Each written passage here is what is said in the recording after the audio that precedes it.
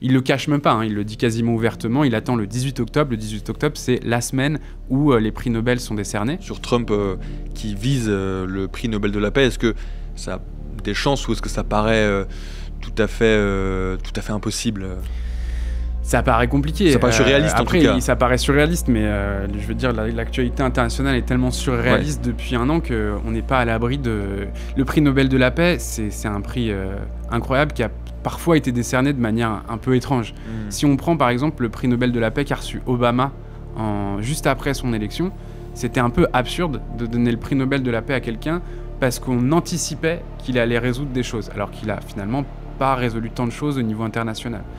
Si on prend par exemple un autre prix Nobel de la paix, Abiy Ahmed, c'est le président de l'Éthiopie.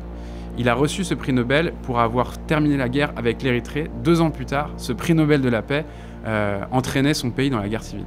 Donc je pense qu'il faut prendre un peu de pincettes sur ces choses-là. Peut-être qu'il l'aura, mais il ne faut pas en faire non plus un... Pour lui, c'est un Graal, parce qu'en plus, il y a énormément d'argent.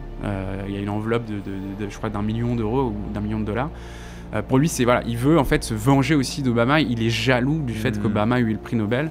Obama qu'il avait humilié en son temps en le traitant un peu de crétin. Et là, pour lui, ce serait sa vengeance ultime, d'être le faiseur de paix du monde, alors qu'on l'accuse d'être un peu agressif dans sa manière de faire.